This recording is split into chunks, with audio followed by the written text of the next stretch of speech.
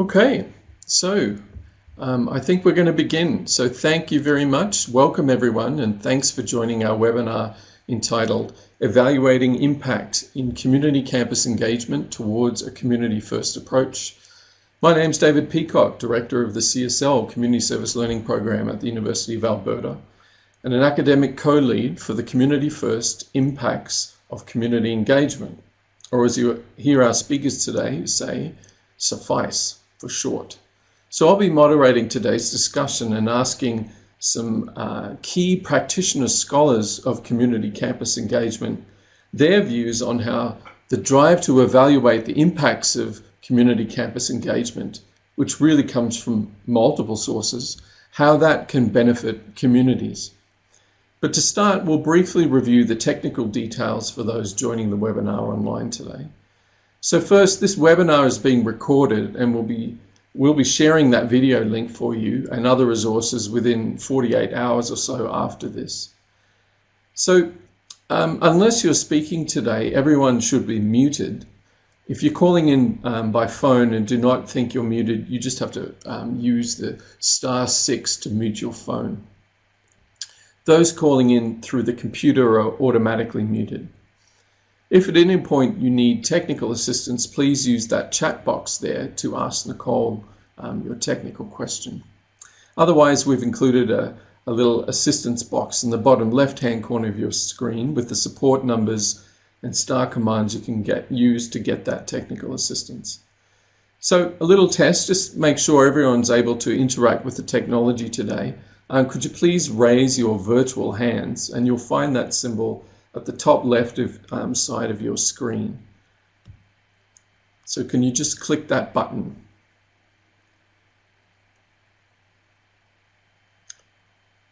So I think that might be working okay. A button with a person with raising their hands beside the button, the speaker button symbol. Now I'm assuming, Nicole, that looks like everyone can interact. So in addition to asking a technical question, the chat box can be used for asking questions or interacting with the presenters. So, while I'm talking, for instance, feel free to use that chat box to introduce yourself and where you're joining us from, or fill in the poll in the top right corner of the screen. So let's get started. So welcome to CFICE's webinar, Evaluating Impact in Community Campus Engagement Towards a Community First Approach. Within CFICE, we understand community campus engagement, or CCE for short, to include community-based research, teaching practices like community service learning, community-engaged learning, as well as a variety of other ways that communities and post-secondary institutions work together. The common denominator in all those practices is the need to build strong relationships based on mutually beneficial goals, connecting post-secondary institutions and external partners. And within the CFICE project, there's been a particular emphasis upon not-for-profit sector partners. So for today's presentation, we have really three distinguished practitioner scholars in CCE with knowledge and experience of the impacts arising from that work. Isabel Kim is with us from Toronto, Crystal Tremblay in Victoria, and Magda Gomez from Ottawa. So I'm in Edmonton. So I'll introduce our discussants as they're appearing on your screen right now as they present, and we'll have some time for some more open discussion and questions near the end of the webinar today. So we'll begin with Dr. Isabel Kim. Welcome, Isabel. Just raise your hand there so we can see you. Thank you.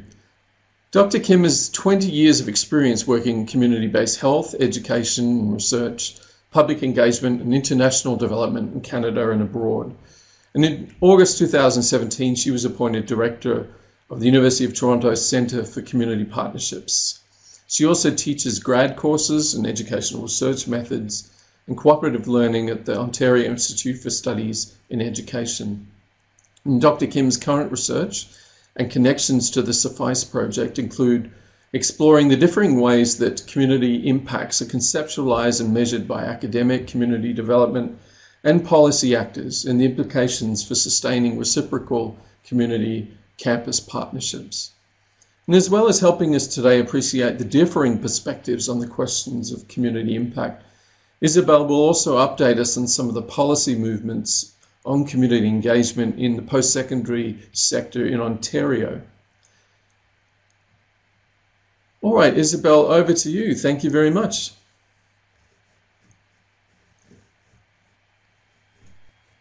So yeah, you can hear me, everybody? Yes?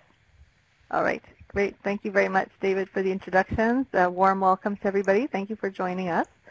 So, and just so you know, unfortunately on my computer, it doesn't support, I'm seeing a black hole. I'm not seeing my slides on this computer, which is the computer that supports the software. So as I need to turn to the other screen, I'm going to turn my webcam off so it's not distracting and you don't have to see the back of my head, but I'll keep on speaking. So I'm just going to turn my webcam off. Okay. So as David mentioned, I'm about a year into this new role as Director of the Centre for Community Partnerships at the University of Toronto. We're located in Koffler House, right on the St. George campus at Spadina College. And our mission, for those of you who don't know us, is to work in partnership with students, staff, faculty, communities, and nonprofit and public sector organizations to catalyze and sustain socially responsive community engaged learning, or what we call CEL, and research initiatives. So that's us in a nutshell, and I invite you to check us out online and to contact me if there are any questions. Be pleased to discuss what we do further. I'm going to speak, like David mentioned, about the different perspectives on. So David, I don't know what screen you're on the other screen, but yeah, I'm going to start with the Ontario higher education policy perspective. And in the fall of 2015, Ontario appointed 5 members to create the Premier's highly skilled workforce expert panel. And they had the mandate to develop a strategy to help the province's workforce adapt to the demands of a knowledge economy. And in 2016, the panel released its report recommending that every student, and I quote, has at least one experiential learning opportunity by the time they graduate from post-secondary education.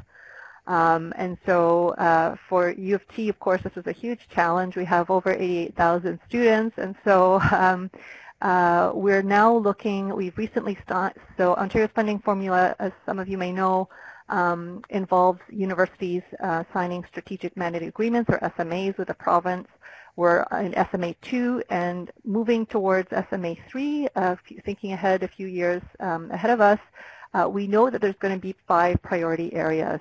And the Section 5 is actually is very grounded in today's topic because it includes the topics of innovation, economic development, and community engagement.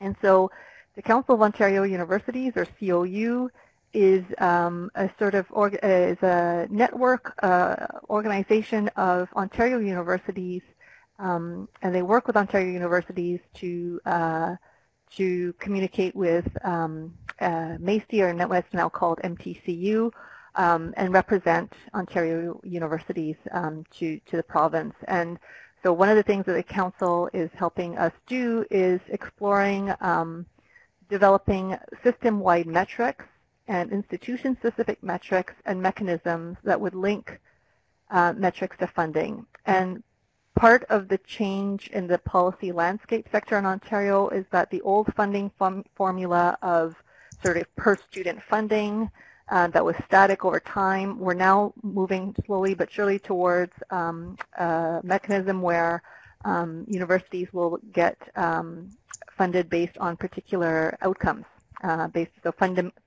outcome-based funding. And so part of that challenge is to look at, well, then what would be the expected outcomes for that?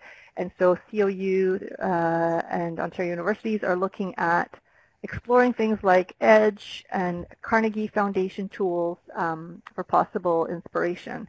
And while at first the intent or the initial ideas was to maybe attempt to measure engagement, impact, as we'll know, it will become apparent by the end of the presentations, is that it is quite challenging actually to measure impact. And so there's a move towards maybe measuring engagement instead. And so that's up for debate, I think, whether we should measure impact versus engagement, but for sure the movement is towards engagement at the moment.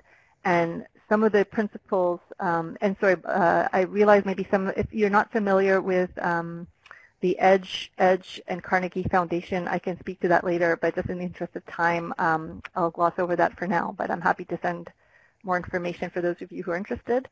So some of the, moving on to the next slide around principles for developing metrics, what would we want that process to be guided by, or those metrics to be, and some of the qualities that are being considered now is that the metrics need to be measurable. They need to incentivize positive behavior, avoid incentives that would cause unintended or undesirable results, like, for example, inaccuracies or competition between universities or et cetera. We want the metrics to derive from high-quality objective data, the metrics themselves to be predictable and stable, transparent and simple, and cost-efficient. So you can see that that's quite a long list of principles to follow. And just as we go forward, maybe one possible question I'd like to leave you with is, would you apply these criteria to impact evaluation? Why or why not? And are there others you might add? I'd be interested to hearing your perspectives. And also, what impact evaluation criteria do your workplaces use at the moment, whether you work in a community environment or a university? So moving on to the community development sector perspectives. So right now, for those of you who work in community, you'll know that in the past, something that's been quite common has been the theory of change or results-based management approach. This is used a lot in federal government, in international development where I used to work. But over time, there's kind of a realization in the sector that theory of change and kind of its rigid approach to trying to map out that process over a 5-year period and develop indicators and then measure those, that's too rigid of a structure, because a lot for the purpose of trying to assess and evaluate really complex phenomena like social change, and that these kinds of things don't lend themselves well to pure RBM. And so the sector is exploring, and I think is at quite the forefront. So when we were in part of my research, we got to talking to a lot of community organizations who are really strong and innovating approaches towards program evaluation and assessment and evaluation metrics. And so we consulted with Tamarack Community Foundation, which is also a CFICE partner. So I just want to name them, and a few others as well. So what I'm going to talk to you about today has been, we've done a bit of a scan of the sector and chatted with as many people as possible. And so some of the ways that the people in the community development world are using, they're trying to think of better strategies and using results to drive new thinking and looking at alternative approaches. And some of these are, and I'm just going to gloss over them and focus on the collective impact evaluation model in the interest of time today, but I just wanted to name them briefly. So some of the approaches are developmental evaluation, principles-focused evaluation, and collective impact evaluation. And of course, people still use theory of change, and depending on funders, there's maybe different frameworks as well.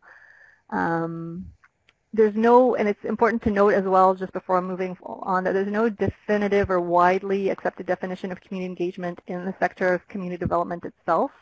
And while it's important to look at community campus engagement, it's also to broaden our search to think of how community engagement is conceived of more broadly beyond community campus engagement world is really important to sort of look at these different approaches. And there's a shift towards understanding that there's also interest in kind of looking at community and academic approaches, and that maybe some of the methodological innovations that might come about might be a result of cross-sectoral sort of collaboration on methodological improvements. So just to say briefly, so developmental evaluation, it's a new discipline, fairly new. It applies to the process of innovation, where both the path and the destination are evolving. The emphasis is really to do it in real time rather than to come up with a 5-year sort of static plan. And the evaluator is seen as really part of the team, so not kind of doing the project and then bringing the evaluator at the end, but really to bring the evaluative thinking into ongoing development and change. And 3 of the key features of this approach is to frame the issue, test quick iterations, and track the trajectory of the innovation. So in this case, it has some sort of links to design thinking approaches as well. Principles-based evaluation, it's also a fairly new way to look at developmental evaluation.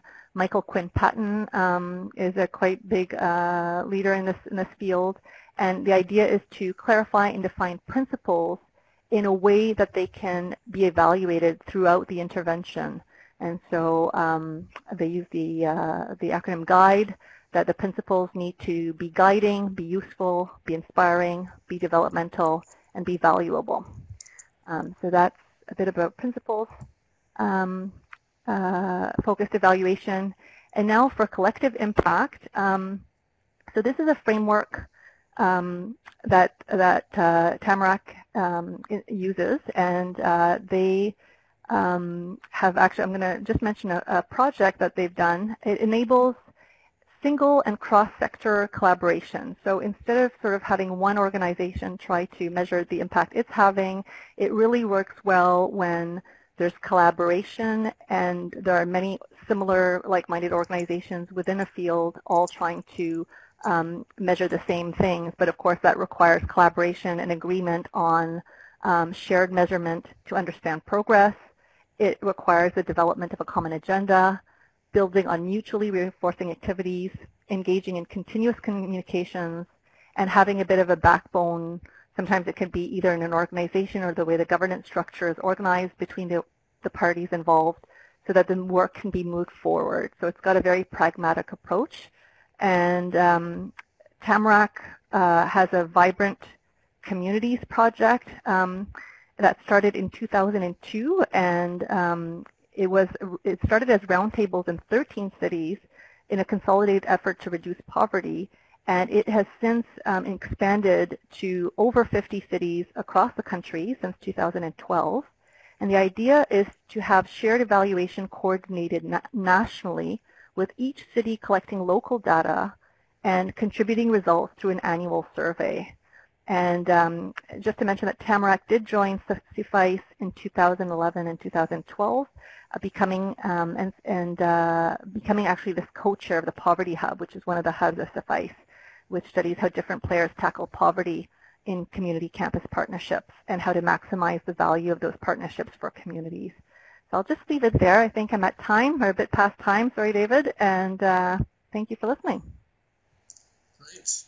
Thank you very much, Isabel. I appreciate that. So, Isabel, just quickly now, could you say just something, elaborate just a little bit more about that collective impact framework? Sure.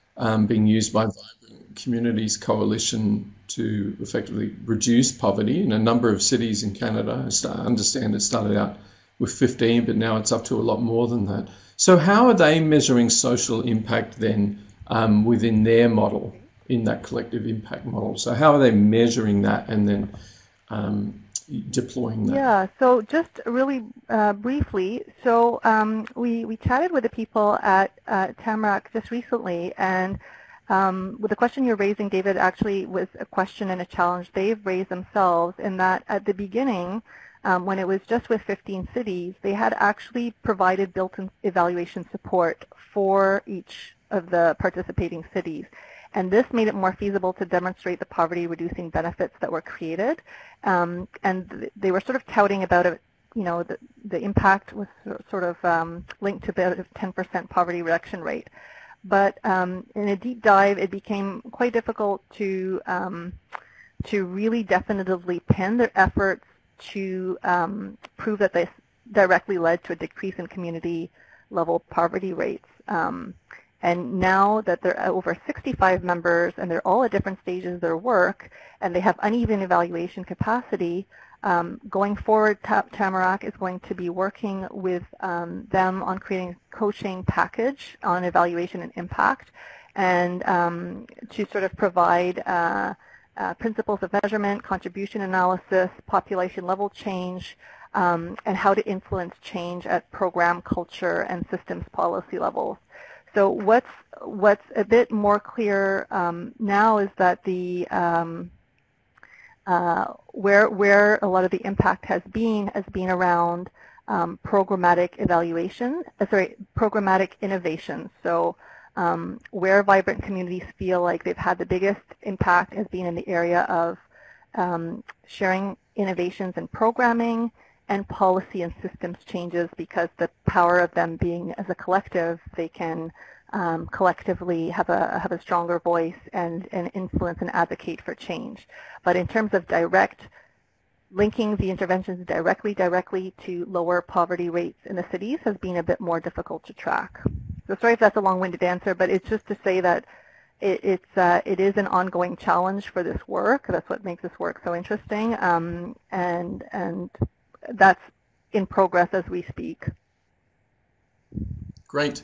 Thank you very much for that, Isabel. We're going to have to move on, but clearly that's an ongoing challenge in this sort of work, is disentangling the effects from one particular project from the wider social relations in which it's embedded. So thank you for that. So I'd like to move on now to introduce our next presenter, Dr. Crystal Tremblay.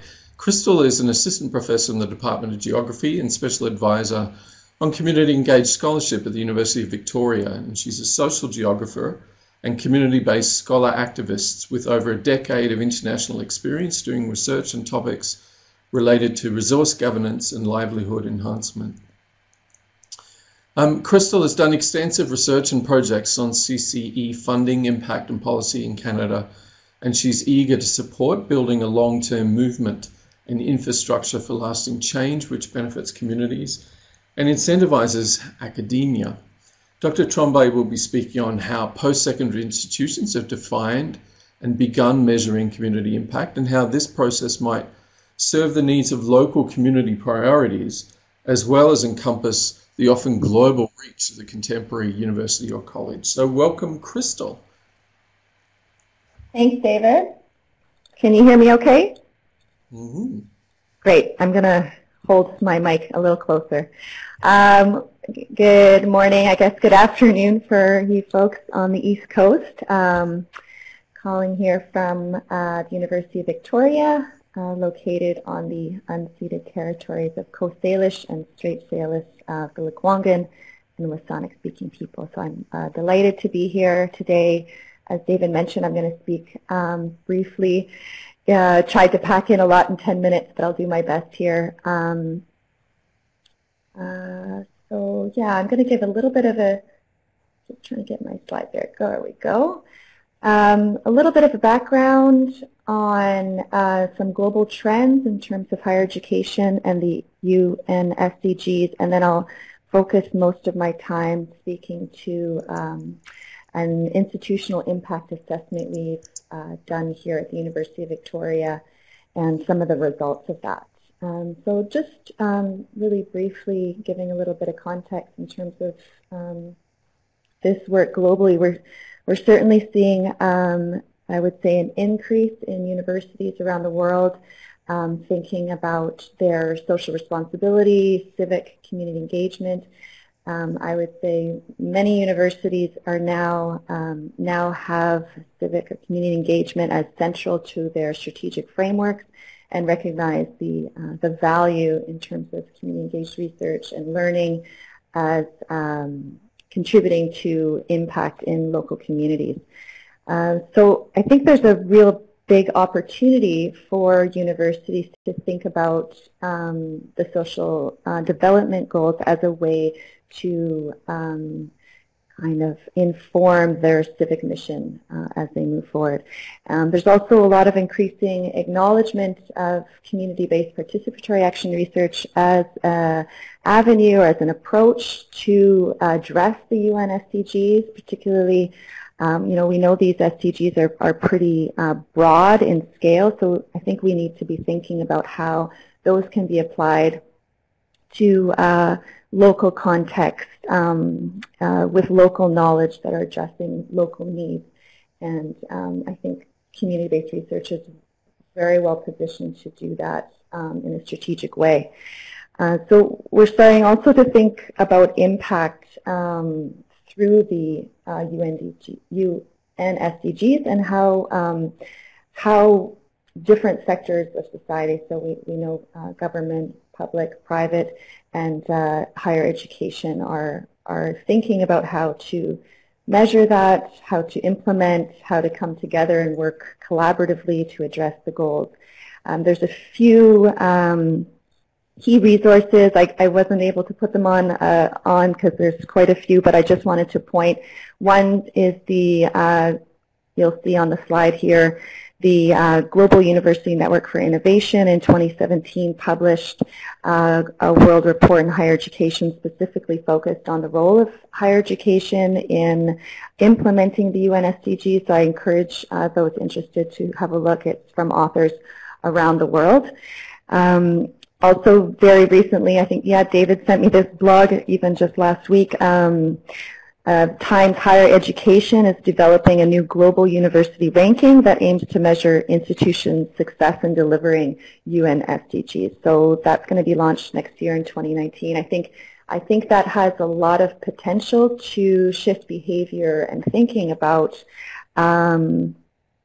how to address these goals. I think that would have a big impact on the ground if universities were ranked through this more social mission.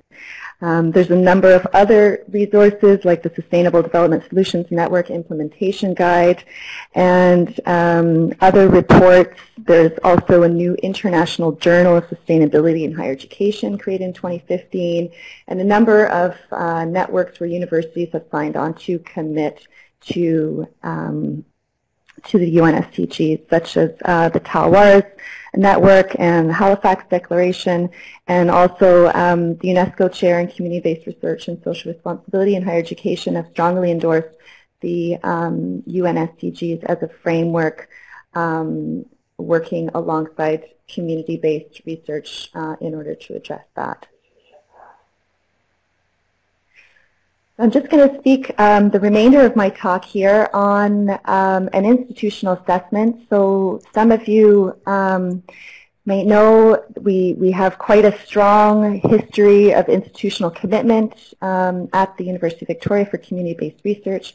We've had a number of different structures here focused specifically on that, on supporting that. We have, I think, over 200 kind of self-proclaimed community-based research scholars across the campus in disciplines from health research to political science and geography, art.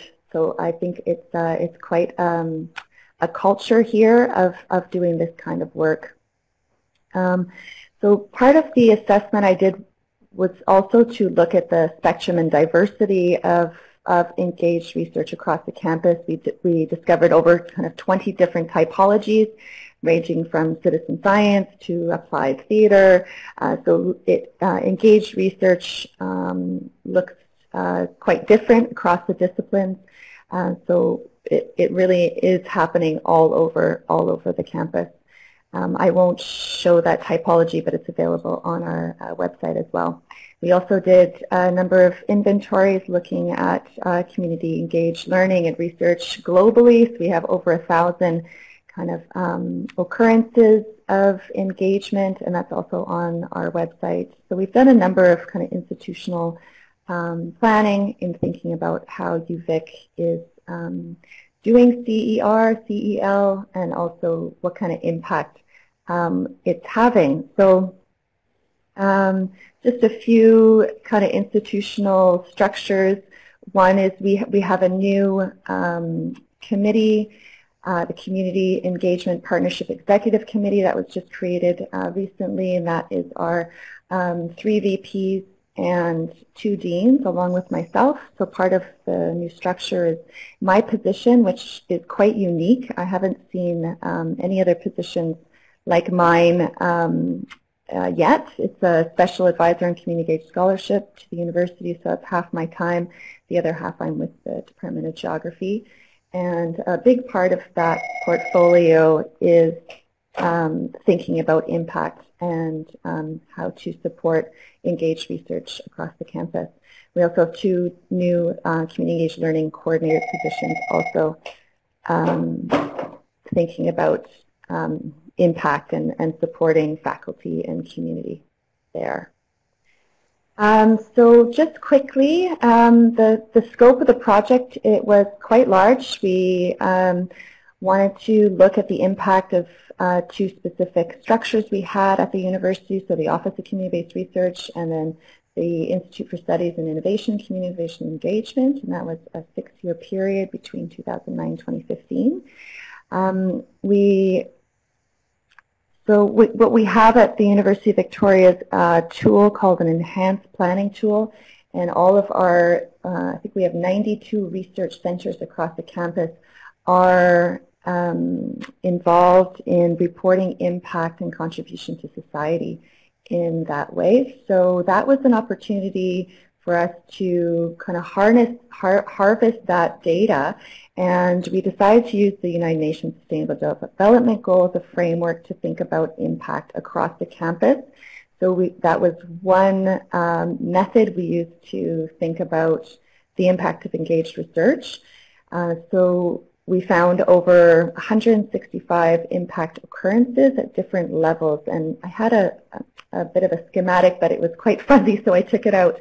But the full report's available on our website with the methodology and some of the main findings there in terms of which of the goals were prominent and at which levels. So I was looking at micro, macro, meso, and macro levels there.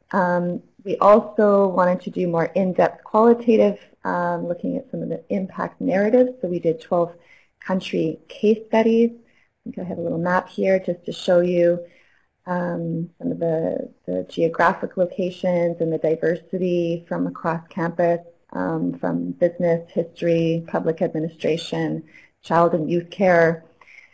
And we'd asked the academic PIs and their community partners to co-design those impact case studies together. And we developed a bit of a framework for them to think about how their project addressed the UN goals.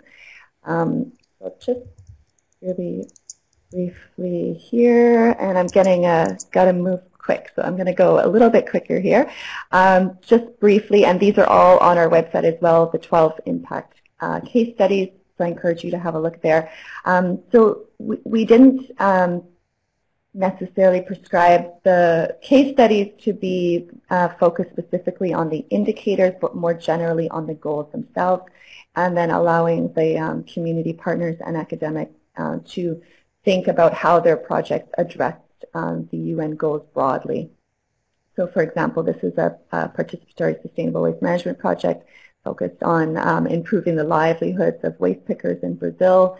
So here the project corresponds to at least 7, they've indicated 7 goals here.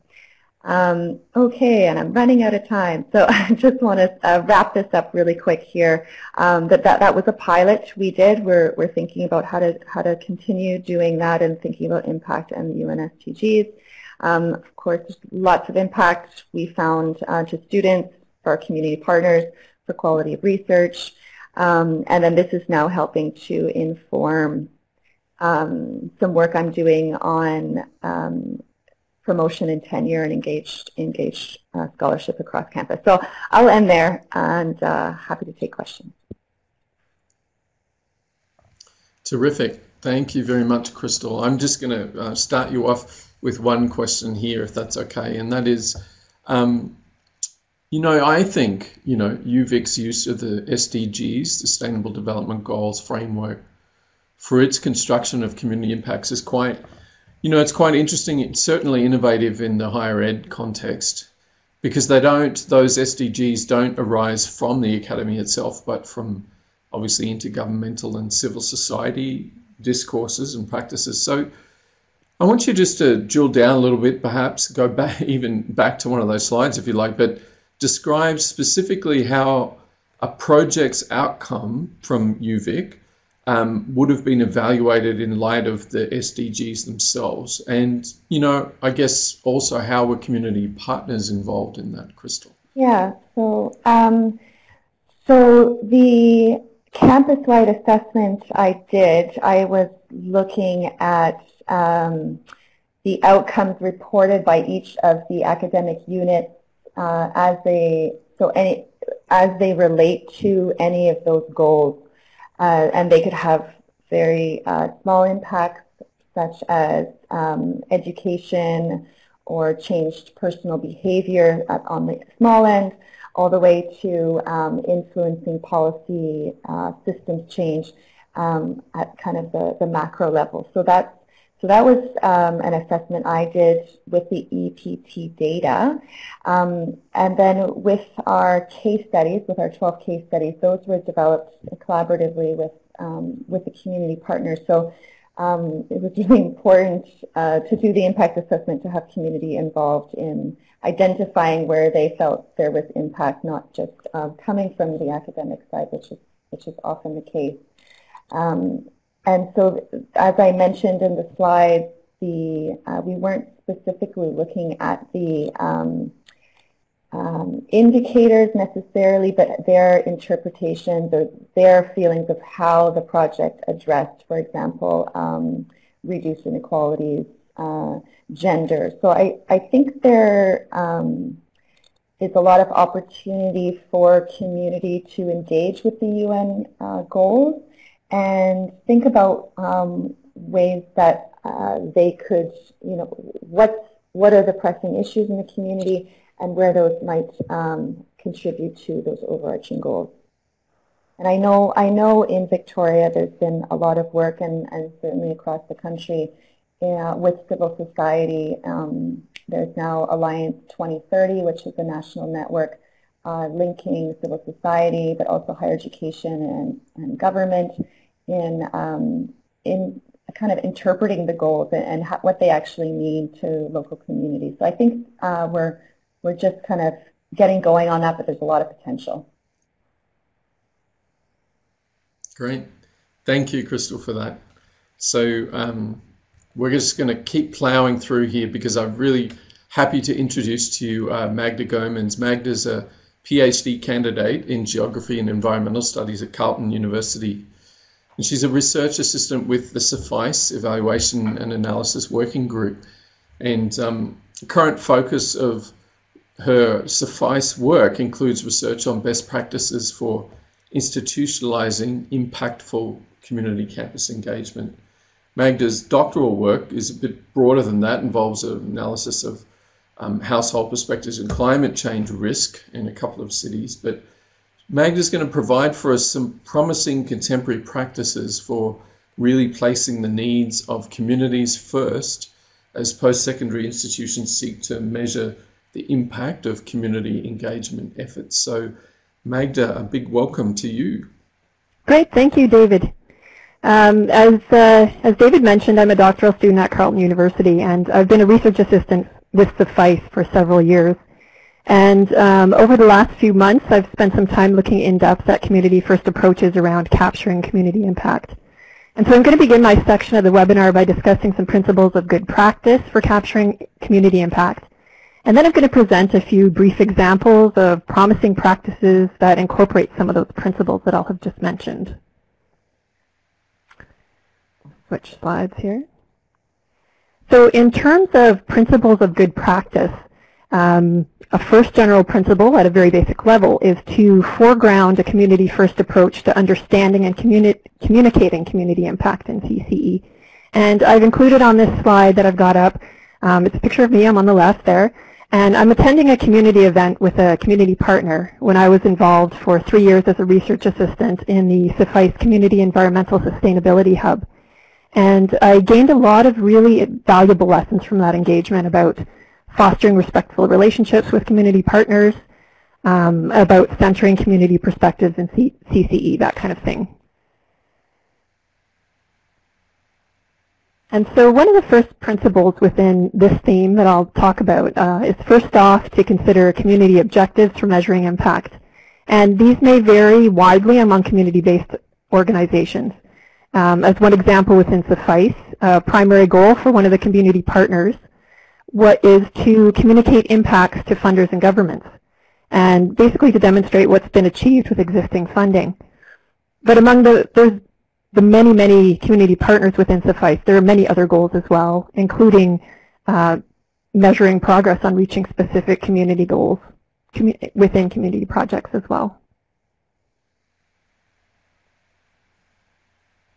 And so another principle is to incorporate community perspectives and ongoing community partner feedback into impact evaluation.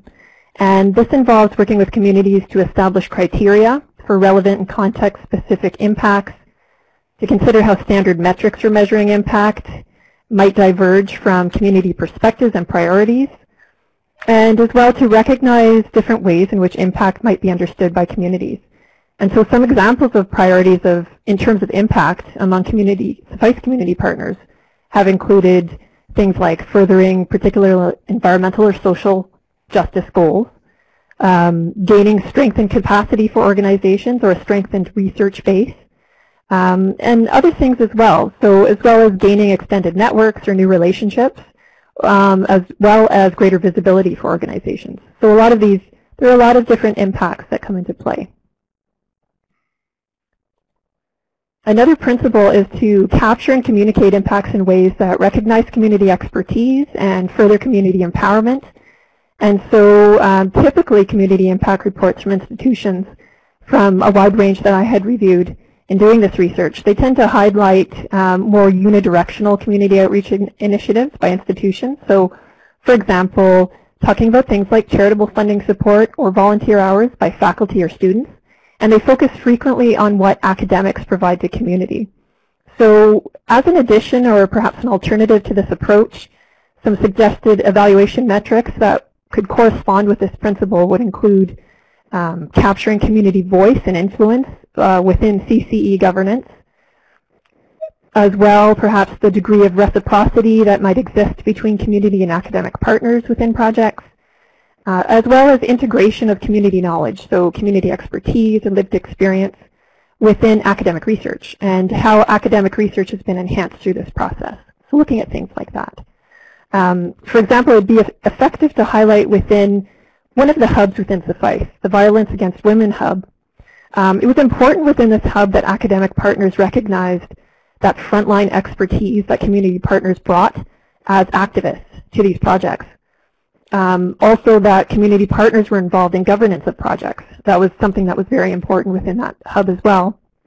And that included community partners hiring research assistants from their own communities, as well as holding community ownership of research data. I'll now move on to another general principle of good practice, and that's to employ a comprehensive approach to capturing community impacts. And in this slide that I've got up, I've shown a few different examples of how CFICE over the last few years, how CFICE has been presenting community impacts of CCE over the years. And they include, as you'll see on the left, some case studies on the CFICE website and other reports that capture community impacts within individual projects, as well as more of a broad look at impacts across the larger CFICE project within, if you'll see on the right side of the screen there, midterm review report that CFICE prepared as part of its SHRC partnership grant a few years ago. So that was more of a broad look at impacts across the project. So one of the principles within this theme is to capture impacts of engagement beyond simply tallying inputs. So focusing on inputs is a common practice among institutions in presenting community impact. So for example, participant hours devoted to projects, or the number of practitioners involved in CCE work or funding dollars. And what is being suggested with this principle is to apply more of a consideration of the impacts resulting from inputs. So for example, linking to what was accomplished for communities through hours devoted or participant efforts, or how communities benefited from funding. And I'll also note that these suggestions are made while recognizing, there are often challenges in mapping direct paths from inputs to impacts.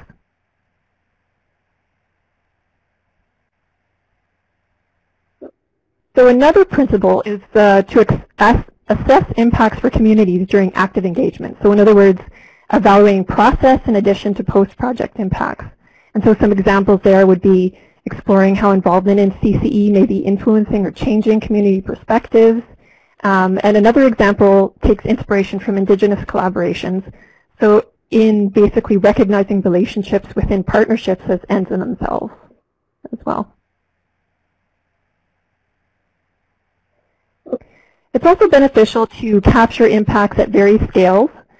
So short-term impacts, long-term impacts, impacts at project and institution levels, local community impacts versus wider systems change, different geographical scales, regional, national, international. Also looking at the cumulative effects of micro-impacts, so the ripple effects of CCE for communities over time.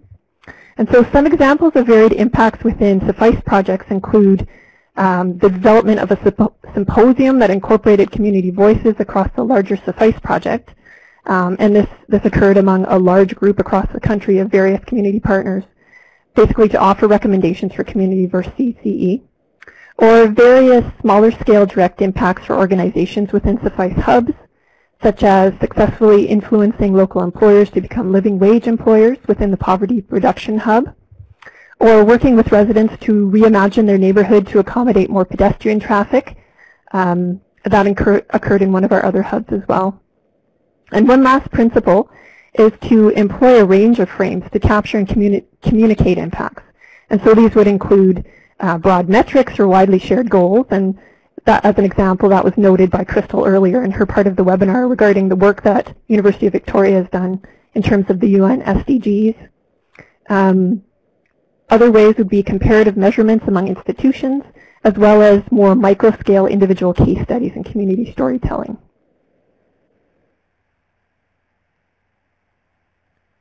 So before moving on to presenting a few really brief examples of how these principles have been applied, I'll take a moment to just acknowledge some challenges that institutions may have in applying some of these practices.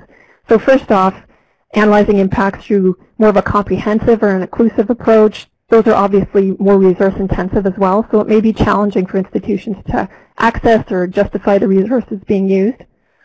Also within the current culture of economic competitiveness, academic institutions, they face pressures to measure impacts in ways that basically demonstrate a return on investment. So that may influence the metrics that they highlight within assessments. And lastly, in general, all institutions are grappling with how to adequately define, measure, and reward community-engaged scholarship as institutions share in those same spaces in vying for government and foundation investments as well. So those are some of the challenges that are acknowledged there as well. So now I'll talk a bit about, to round out my portion of the webinar, I'll speak a bit about promising practices. And to begin, I'll just take a moment to acknowledge once again what Crystal spoke about earlier in terms of University of Victoria. Obviously, that provides some great examples of promising practices right there. Go to the next slide. So in terms of institutional practices, other institutional practices in capturing community impact, one example is the University of Guelph's Community Engaged Scholarship Institute. They employ video storytelling of the work of the Seed Community Food Hub, developed out of a community campus partnership at Guelph. And they describe their video project as documenting the tangible impacts outreach, evaluation, and research have had in the Guelph community, where the Seed has created and piloted innovative food-based programming.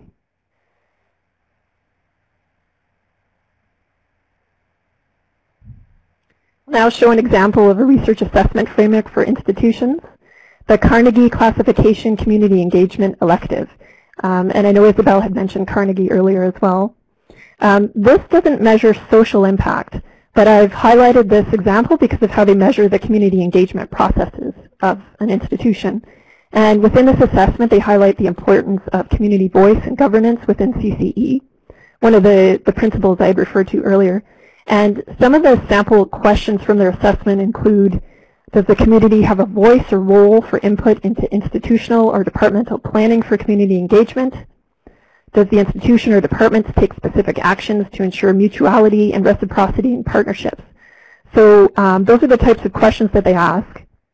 And what's also effective is that the assessment must include a completed community partner survey which corresponds with themes and example questions similar to what I was just mentioning. Okay, so that's a brief look at some examples of practices of capturing impacts for communities that I've just presented and talked about. And I hope in general this part of the webinar has been helpful in furthering some of those understandings around community-first approaches to capturing impacts. And so I'll just pass it back to you then, David.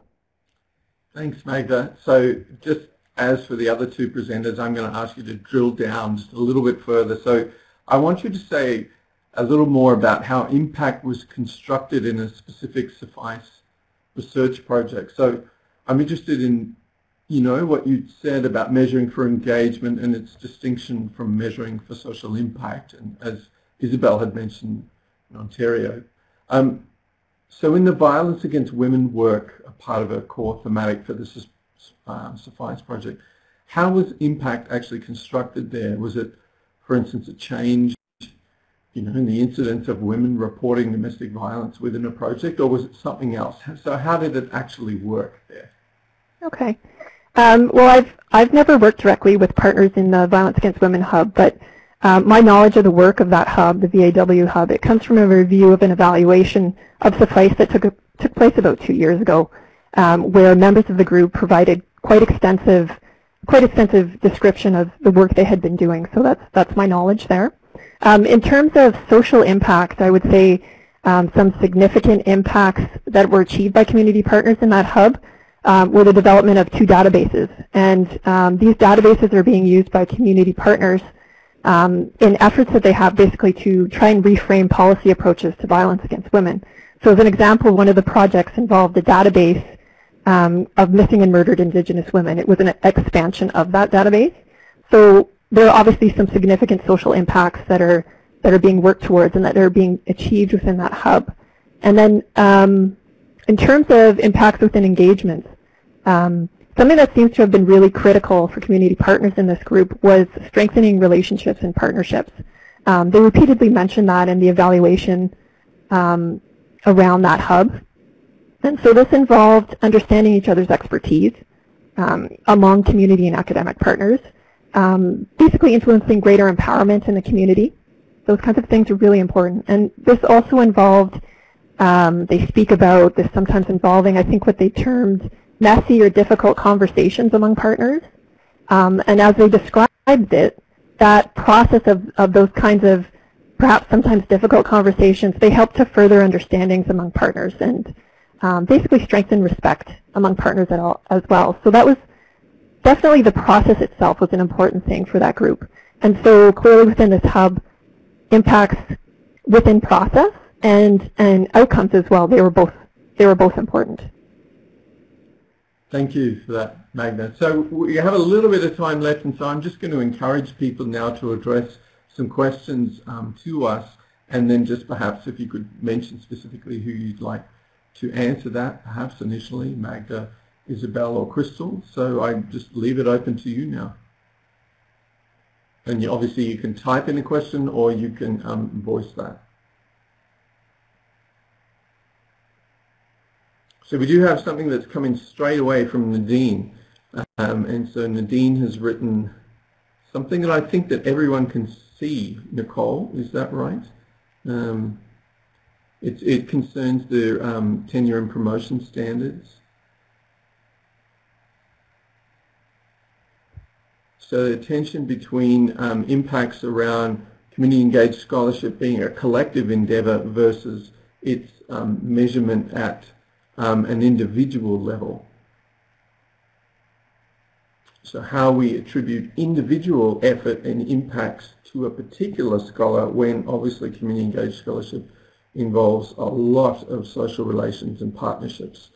I'm going to hand that over to you, I think, Crystal, initially. Thanks, David. Thanks, Nadine, for your very good question. It's certainly not an easy process.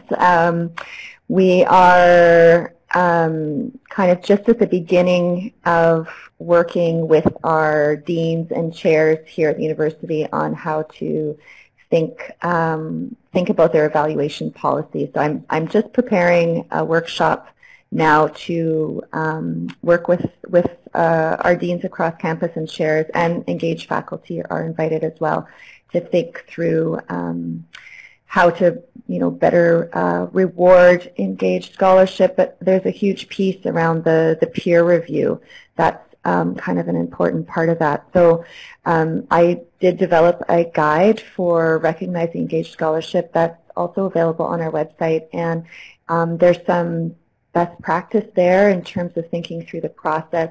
Of course, extending the peer review process out to community partners. The community partners do have contribution in the evaluation process itself, I think would make a huge difference in terms of defining who our peers are in this work. A general, I think, broader education to faculty in terms of what engaged scholarship entails in terms of the time requirements, the focus on relationship building, the focus on co-authored publication. So how are we going to move from this very heavy weight of the peer review journal article, because we know that a lot of impact is happening through lots of different types of dissemination, particularly in the arts, theater, co-authored publications of that. So I think we have seen some good changes. For example, in our Department of Art History here, they have started to include similar weighted to they have started to sort of cluster different outputs alongside the peer review journal article. So there is a start of change, and I think it's just going to take some awareness building on what engaged scholarship actually means. And I think there's still some confusion as to engaged scholarship and service, the teaching, research, and service, which is quite different than engaged scholarship. So I think it needs capacity building, but also specific work within each of the departments to think of how to recognize it differently. So I don't know, I have too much time, but hopefully that starts a little bit of the thinking about it. Thanks, Crystal, for that. And we do have another question I'd like to get to from Emily. And so, Isabel, I'm not sure if you've had a chance to skim that question there or not, but I think that there's something there for you around evaluation techniques and complex systems. Would you like to take that, Isabel?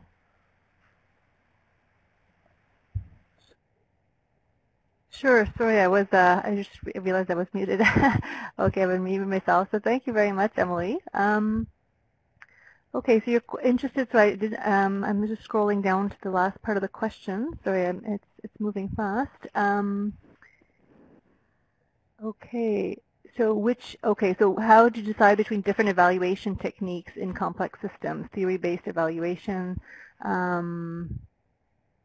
Interested in hearing more specifically about developmental. Okay, so developmental evaluation is really good when things are really in flux and constantly changing, and you want to have a flexible evaluation sort of framework that allows you to adapt actually the framework as it's going along. So part of the problem with more theory-based or sort of realist approaches to program evaluation, like sort of theory of change, or sometimes people refer to it as results-based management, is that it's too static and assumes that the conditions are not going to change over, let's say 3-5 year time frame, which we know is less and less likely given the fast-paced change of society, but also some of the things that we want, some of the things we like to evaluate or look at in community campus engagement lend themselves maybe more to that developmental approach. So it depends. So I would say, but on the other hand, I just want to, before going into the next part of your question, to just say that sometimes there's not that choice actually, because depending on who is funding the activity or project, a lot of funders are still using a results-based management, and so sometimes there's not that choice to begin with. So I just want to put that out there.